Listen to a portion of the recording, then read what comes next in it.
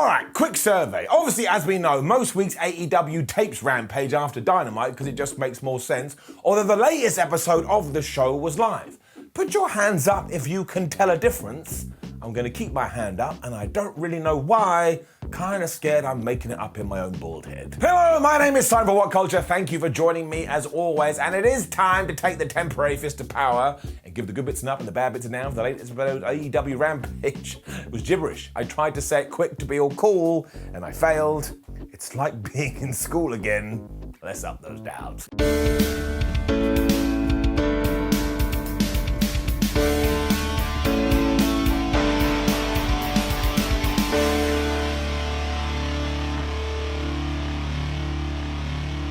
The Blackpool Combat Club versus the Gunn Club was our first match on Rampage in a battle of the clubs, and it was great. William Regal was on commentary, and some of the back and forth he had with Taz when Rampage went to the commercial break was so funny and so enjoyable, I felt like I had a new lease on life. And I was also so pleased that I do watch it in the UK, so I have to watch it on Fight, because in America it goes to picture-in-picture, but over here we get to hear it. I mean, those two were just going at it. It was lovely. Fans were also chanting for Wheeler Yuta at the start, even though Bryan Danielson and Jon Moxley were in the ring. So we have done a terrific job with that.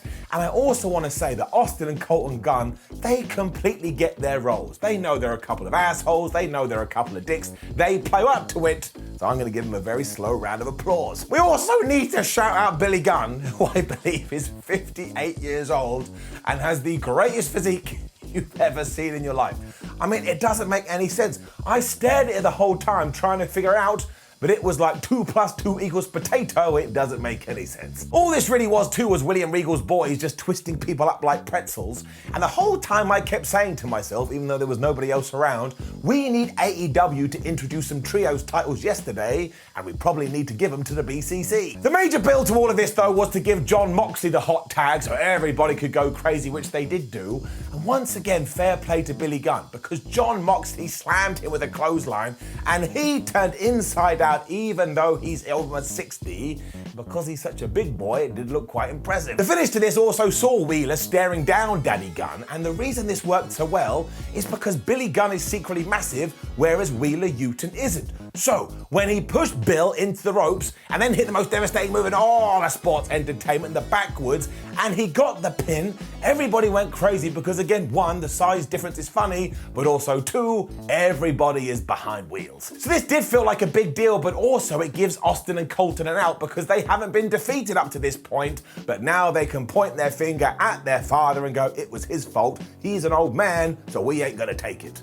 If they want to beat him up, they can do too, although that may not work. So this is pretty much perfect in terms of what we wanted to achieve, and I am so intrigued to see what is next for the Blackpool Combat Club. And to be honest with you, no matter what AEW comes up with, I'm probably going to enjoy it, because I'm that guy.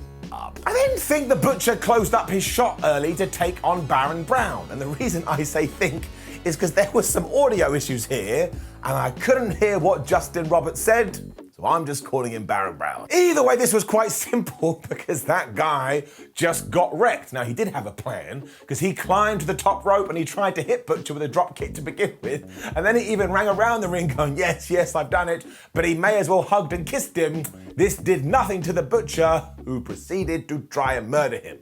However, because he did do this, I now like Mr. Brown. I like goofiness. This really worked though, because Sean Spears was on commentary, because of course on Dynamite we're doing the Butcher versus Wardlow. So not only did this give him some fire, but how did he win the match? With a powerbomb. And who else does powerbombs? If you don't know, the answer is Wardlow. It means you haven't been watching the show. So this was nice and simple, but as I will say until the day that I die, nice and simple works in wrestling. You don't need to overcomplicate it. Up. We then got the most unexpected announcement of the week, because we cut to the back where Dustin Rhodes was cutting a promo, and he was like, I've got a name on my bucket list, I've got a potential dream match opponent, because I want to take on CM Punk. So that got me excited right away, and I don't even know why. Something inside of me just went, oh, I want to see that, and we are going to do it on Dynamite.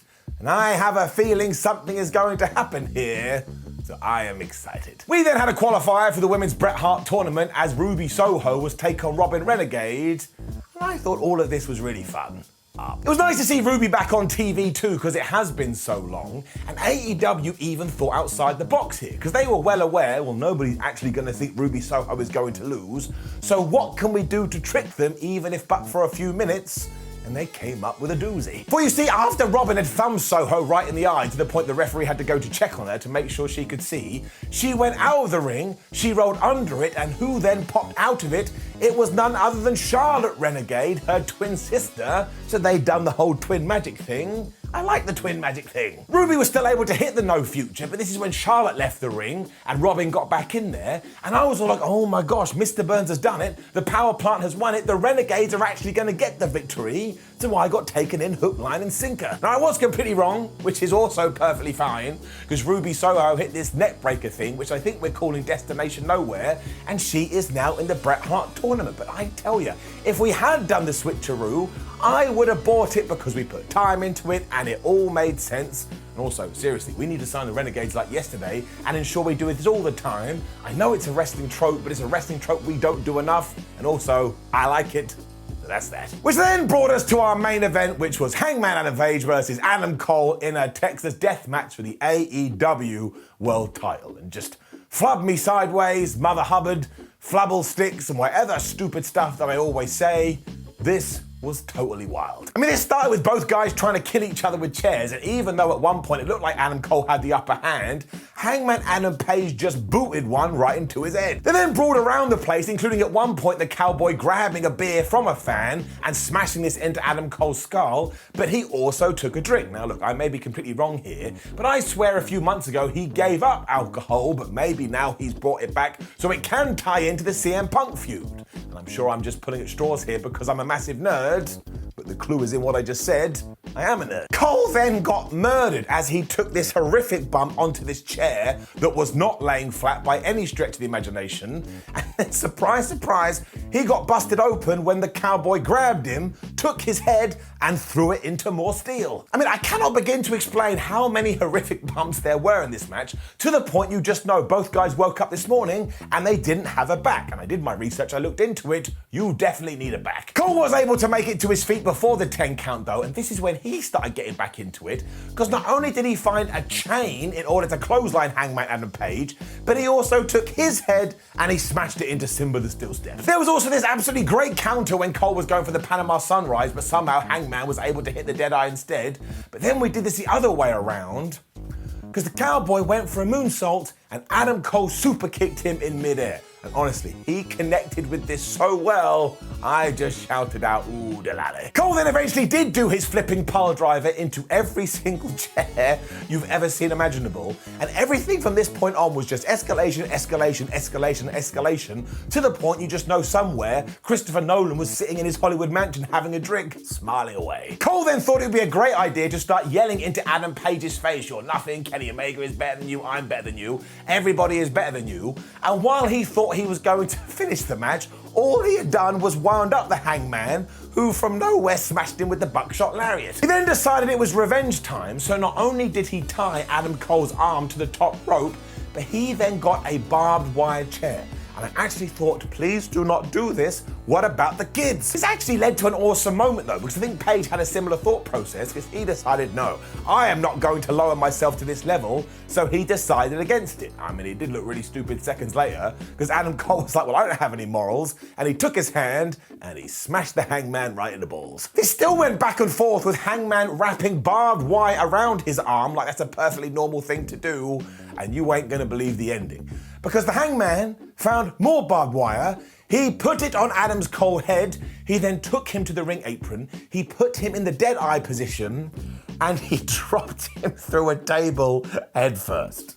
I mean, what even is wrestling? I was making a lot of noise. Shockingly, Adam Cole couldn't answer the 10 count, and Paige got back to his feet as like 9.999. The fans went crazy, and I'm just gonna tell you this, especially the negative Nancy's on the internet, Hangman Adam Page hits it every single time, and as and when we do this Punk feud, it's gonna put him over the top. He is a terrific world champion, he just gets better and better, and come on now, I am giving it up. Which brought us to the end of a frankly excellent Rampage that knew exactly what it wanted to do, and it pulled its trigger and it got it done. up. Now please do leave a comment below and let us know what you thought about last night's episode of Rampage. Like the video, share the video and subscribe. Head over to WhatCulture.com to keep up to date with the latest wrestling news. Make sure you follow us on social media, and hey, it's Saturday, you need some stuff to do. SmackDown Ups and Downs will already be live. Go watch it. My name is Simon for What Culture. Thank you for joining me as always. I will see you throughout the weekend because there's just so much wrestling. You take care of yourself. Yeah, I'll see you then.